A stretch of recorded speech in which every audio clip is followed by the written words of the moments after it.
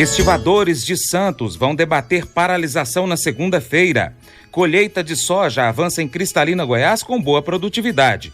Exportadores dos Estados Unidos vendem 756 mil toneladas de milho para a China. Decretos não devem prejudicar escoamento agrícola no curto prazo.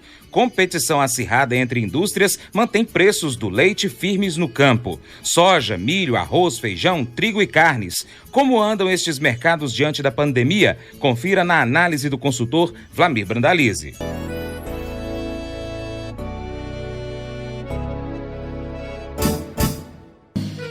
Acordo de manhã para prosear no mundo do campo, as notícias escutar. Vem com a gente em toda a região com o seu programa Paracatu Rural. Tem notícias, informação e o mais importante, sua participação. Programa Paracatu Rural. Programa Paracatu Rural.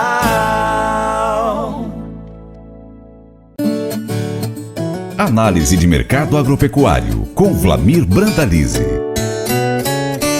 Os estivadores irão se reunir em assembleia na próxima segunda-feira, 23 de março, para decidirem sobre a paralisação ou não das atividades no Porto de Santos. No início da semana, a entidade já havia elaborado um documento solicitando a suspensão das atividades devido ao coronavírus. Atualmente, mais de 6 mil estivadores trabalham nos terminais de Santos, São Vicente, Guarujá e Cubatão. A colheita da soja avança lá em Cristalina, Goiás, com boa produtividade. Esse ano foi um dos melhores que nós vimos em relação ao desenvolvimento. Foi isso que disse Alessio Marostica, presidente do Sindicato Rural de Cristalina, Goiás, classificando a safra de soja 2019-20. De acordo com ele, as chuvas vieram no momento certo, na quantidade certa, garantindo o desenvolvimento das lavouras e produtividade acima do esperado. Conforme Marostica, a expectativa anterior de média de produtividade para o município era de 54 sacas por hectare. Agora, com cerca de 70% da soja colhida, estima em 58 sacas. Mais informações sobre soja no Brasil e no mundo com o nosso colaborador, consultor Vlamir Brandalize. E começamos o comentário de hoje com a situação da soja aí no mercado internacional. A soja aparentemente bateu lá nos 8,20, não conseguiu ir para baixo. E o mercado de Chicago mesmo com a pandemia, com bolsas despencando, o petróleo chegando aos menores níveis desde 2008, bateu os $20, depois tentaram recuperar um pouco. Está trabalhando quase a 1/3 do que trabalhava 2 meses atrás, e aí pressionando bastante as commodities. Mas a soja, aparentemente, ela começa a olhar um pouco mais para os fundamentos dela. O mercado sabe que nesses patamares aí de 8,20, 8,40 que está trabalhando, são níveis inviáveis para a nova safra americana, então o produtor nesses patamares se plantar é prejuízo certo. E os fundamentos também agora começam a clarear um pouco mais, hein? Então nós estamos vendo aí que o USDA, no seu relatório da semana do dia 10 aí de março, ele veio bastante furado. Os dados da própria Conab estão muito otimistas, todo furado também com relação à safra da soja do Brasil. E o que a gente está vendo agora é o Brasil colhendo provavelmente uma safra menor que 120 milhões de toneladas, em função da grande perda que teve no sul, grandes perdas da safra gaúcha, perdas da safra catarinense, parte da safra do Paraná também com grandes perdas, perdas também em lavouras do norte, aí, em função do excesso de chuvas aí na colheita, e com isso tudo caminhando aí para uma safra recorde histórico de soja no Brasil, mas abaixo aí dos 120 milhões de toneladas, acima das 115 do ano passado, que foi recorde histórico também, mas muito abaixo das 126 milhões de toneladas que apontou o USDA. E na Argentina a situação não é muito diferente, a safra também vem com comprometimento, com safra aí provavelmente abaixo de 50 milhões de toneladas, frente a 54 milhões do USDA. Então, somente entre Brasil e Argentina há uma diferença de 10 milhões de toneladas a menos aí na produção mundial. E como o USDA apontava aí na faixa de 331 milhões de toneladas para a safra mundial, provavelmente vai ficar perto de 320, 322 milhões, sendo que o consumo previsto vai superar 350. Dá para ver que os chineses seguem comprando agressivamente no mercado da América do Sul, estão levando tudo que podem, e vai ter um buraco aí nos estoques aí que vai cair muito, né? Os estoques devem cair entre 20 a 30 milhões de toneladas em relação ao estoque da safra passada. E isso está começando um alerta aí no mercado de Chicago, porque os níveis foram até perto de 8,20 e agora já começam a recuperar fôlego, aí trabalhando na faixa de 8,40 acima, justamente em função de que nesses patamares é inviável produzir a soja aí nos países que trabalham basicamente em dólar, né? Então complicou. E no Brasil, o que a gente viu aí foi recorde histórico de cotação em reais, recorde nominal, se negociou até a 101,50 para a safra de 2021 para julho de 2021, se negociou 98,99 para a soja de 2020, indicativos de 99 e 100 reais também sendo efetivado nos portos, todas as posições nos portos, e o mercado segue muito comprador e pouco vendedor. Então é esse o momento, a comercialização avançou bastante, já estamos caminhando aí para 70% da safra negociada, bem adiantado para o período, né? Estamos com a colheita pouco acima de 60 e a comercialização já levou tudo praticamente, e mais um pouco, e agora vai confirmando as perdas da safra aí que está avançando a colheita gaúcha e vai confirmando as perdas realmente grandes que teve em função do clima seco que pegou as lavouras do sul do Brasil nesse ano. E em pouco tempo vai ter pouca soja para ser exportada, porque o ritmo de desembarque segue acelerado, até maio aí tá todos os portos tomados, e aí nós vamos ficar um segundo semestre meio vazio de oferta aí de soja, praticamente vazio de produto. No mercado brasileiro os indicativos vão seguir firmes na semana em função de que os níveis do dólar continuam em alta aí, mesmo com a atuação do Banco Central jogando pesado aí na moeda, colocando muito dólar no mercado. A moeda americana que bateu 5,20 não mostra fôlego aí para recuar muito, né? Porque tem pouco espaço aí na linha baixista do curto prazo, né? Porque o coronavírus agora que está começando a botar suas garrinhas de fora aqui no mercado brasileiro, está tendo uma corrida para o varejo e grande parte das cidades aí começando a encolher o movimento, parando o ônibus. Está seguindo a linha que seguiu a Ásia e que está em vigor agora na Europa, e os Estados Unidos também seguindo a mesma linha da paralisia aí de um período aí que pode durar 2 a 4 semanas, alguns já falam até 8 semanas, que dá uma acomodada geral no quadro, mas o mercado segue comprador na soja, mercado internacional mostrando que tem fôlego para começar a avançar um pouco, e já esperando aí que os chineses comecem a comprar mais pesado nessas próximas semanas junto ao mercado americano, porque já estão com dificuldade de comprar na América do Sul.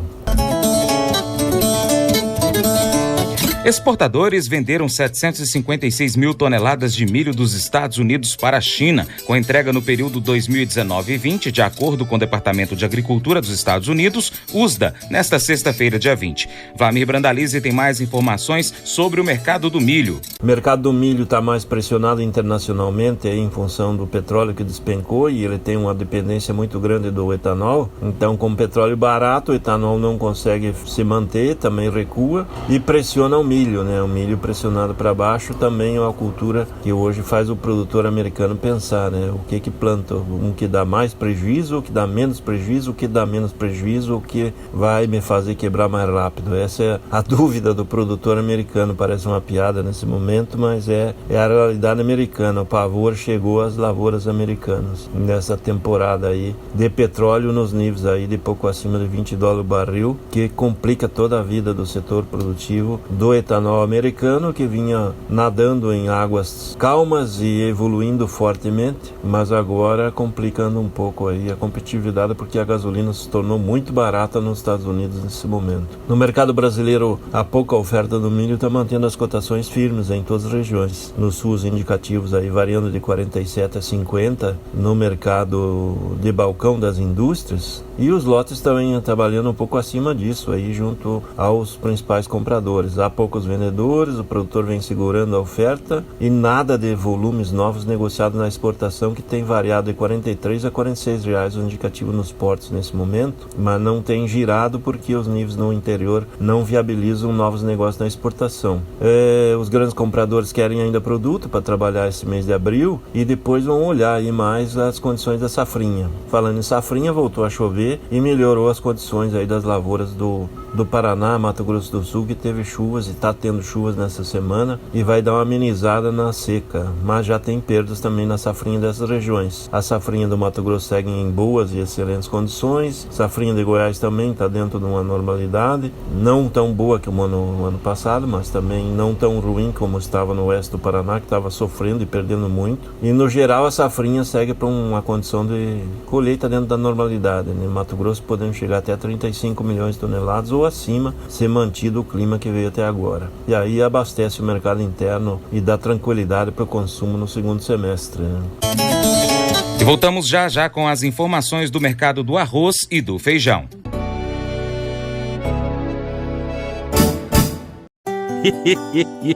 Mas eu vou dizer uma coisa pra você, viu? Se quiser colocar propaganda sua aqui nesse programa, olha, eu vou dizer um negócio, você vai ter um resultado bom demais, senhor. Isso mesmo, é facinho, senhor. Você pode entrar em contato com os meninos ligando no telefone desse, é o 38, é o 991810123, bem facinho. É muito bom porque aí a sua empresa vai sair dentro de um programa que é ligado aí ao homem para a mulher do campo. É bom ou não é, só?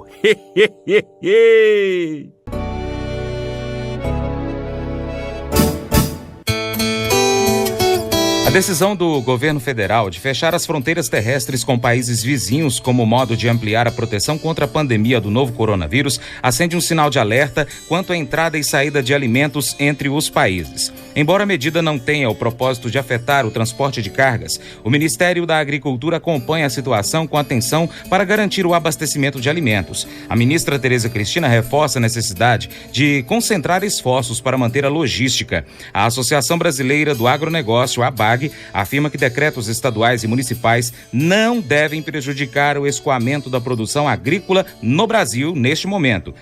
Arroz e feijão devem ter demanda aumentada neste período, de mais pessoas em casas, como diz Vlamir Brandalize. Com relação aos segmentos agora de alimento interno, aí nós temos aí uma corrida no varejo para arroz e feijão. O arroz aí que vinha em queda no sul, aí em plena colheita, ele recuperou os melhores níveis que trabalhava em fevereiro, ou seja, teve alta na semana. O mercado já é de R$ 49 a R$ 55 novamente a saca no mercado do produtor gaúcho e nas demais regiões trabalhando até acima, e no mercado catarinense vai de 46 a 50 reais aí no balcão das indústrias e cooperativas, com os níveis maiores no sul do estado que está em colheita agora. Então o mercado segue firme, nota-se uma corrida dos consumidores ao varejo, muitas lojas limitando o volume de arroz que os consumidores podem levar para casa, principalmente nas promoções, 1, 2, 3 pacotes aí por consumidor. Está tendo uma corrida para o feijão também não está tendo grandes volumes. Também algumas redes começam a limitar as vendas em função para não ter esvaziamento das gôndolas, mas o consumidor está fazendo o que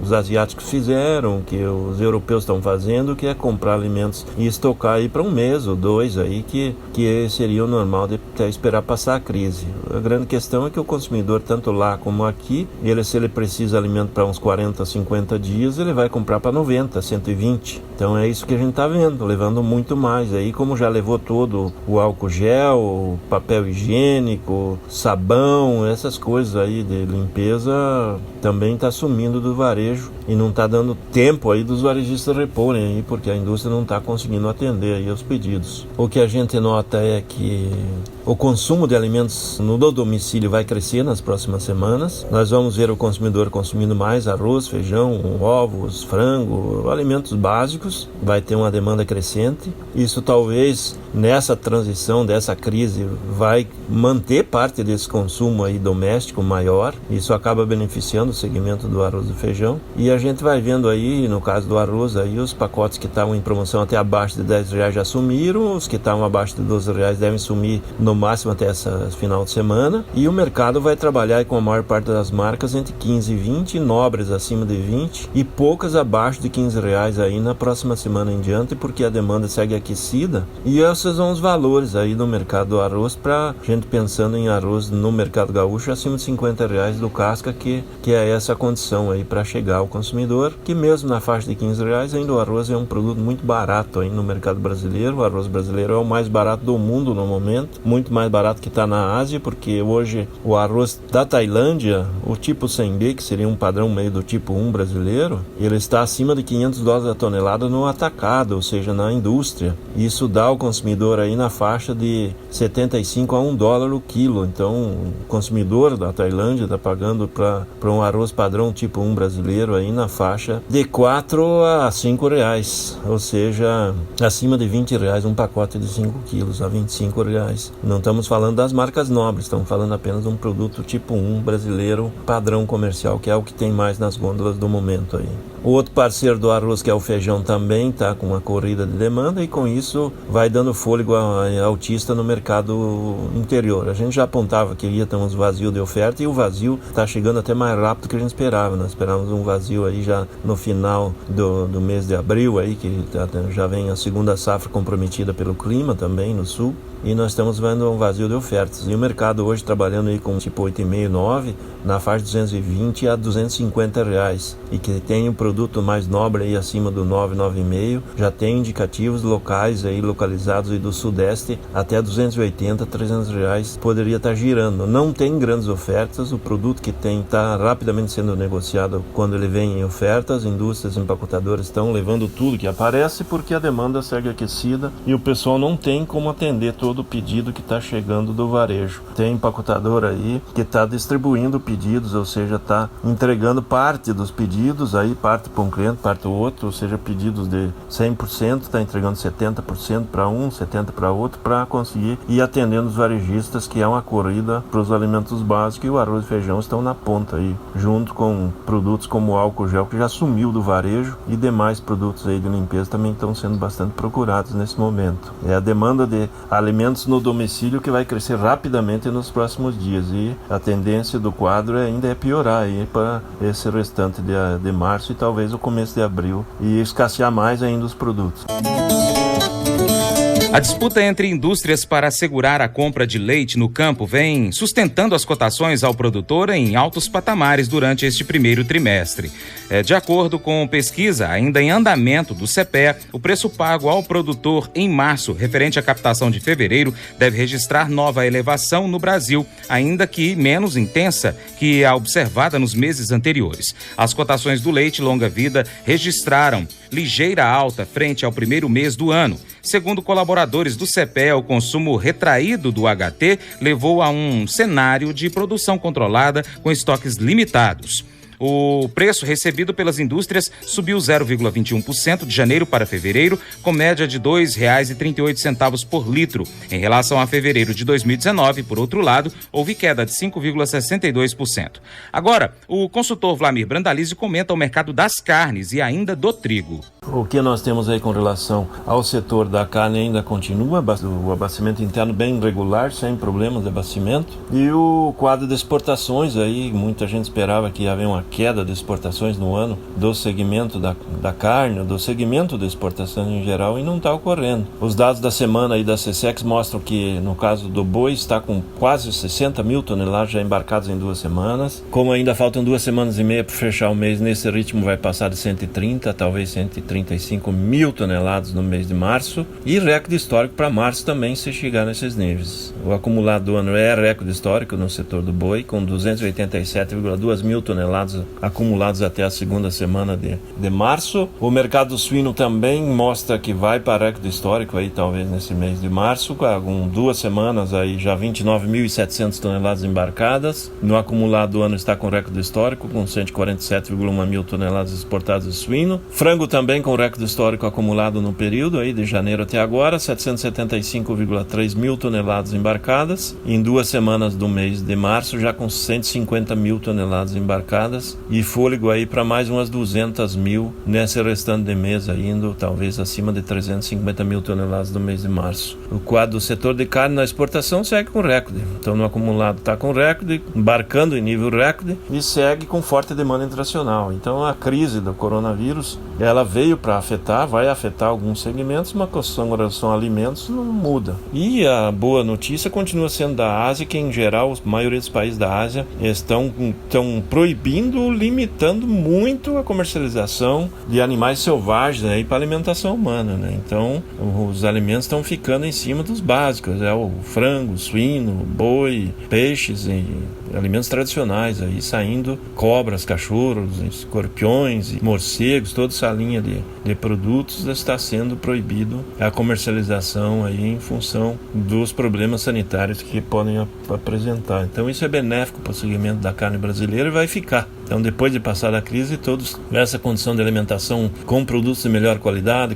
controlada vai ficar, vai ser positivo para o segmento exportador brasileiro, né? Segmento do trigo aí, o pessoal do trigo também está vendo uma demanda fortíssima aí no varejo nacional, do trigo, da massa, do macarrão. O governo aí vem fechando tudo, mas já aponta que padarias não dá de fechar, então a demanda de pão vai continuar forte. E com isso o mercado interno aí do trigo, vendo os níveis do dólar aí a 5,20 praticamente, ele está com trigo nacional entre 900 e 1.100 reais a tonelada, já no sudeste aí acima de 1.100 nos estados aí de centro-oeste, Goiás aí que tem trigo que é plantado nessa época aí depois da soja, ou trigo irrigado em algumas regiões aí, deve crescer muito, há um espaço grande para crescer nesse produto aí nesses estados. O Brasil tem um potencial grande aí de plantio aí das regiões que escapam um período de plantio da safrinha do milho, e daí abre uma possibilidade para se colocar o trigo num período mais seco aí, uma condição diferenciada para fazer trigo de alta qualidade nessas regiões. No sul, os produtores já estão plantando trigo no Paraná ainda no começo e devem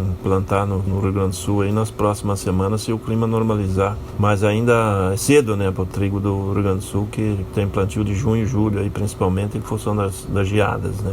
Mercado de Porto no Brasil de exportação 930, 950 reais a tonelada. E se a gente importar trigo, fazendo os cálculos hoje, o trigo do Canadá chega a 1.300 reais a tonelada. E o trigo do restante do mercado que segue as linhas de Chicago, na faixa de 1.150, 1.200 reais a tonelada para importar nesse momento, nesse câmbio aí. Então, o mercado nacional vai trazer aí os compradores moinho para as compras aí, provavelmente nas próximas 2 semanas voltam ao mercado aí, talvez pagando melhor, que já está acima de 900 reais a tonelada, que é o trigo mais baixo aí do mercado, que é o trigo do Rio Grande do Sul, e daí os demais aí estão acima dessa faixa de 930, 950 em diante, né?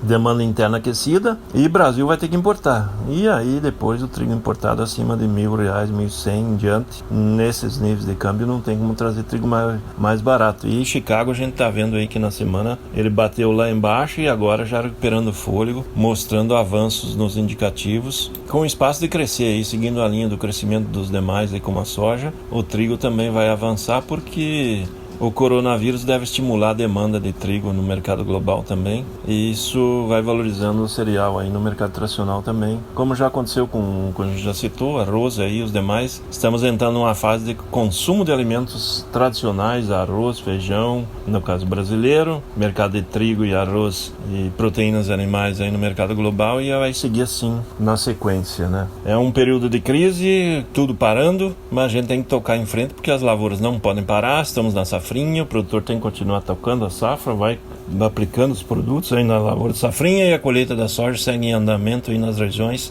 porque ainda tem bons volumes para ser colhido nesse momento, e também tem milho da safra de verão para ser colhido. O setor agrícola não pode parar, né? As cidades estão parando, mas o setor agrícola vai continuar, e é isso aí, amigo produtor, vamos em frente que nós vamos sair dessa crise mais forte, e o Brasil como líder mundial nas exportações. É isso aí, amigo produtor, aqui foi o Brandalize, mais um Minuto do Produtor. Um grande abraço a todos, até o próximo. Cotações.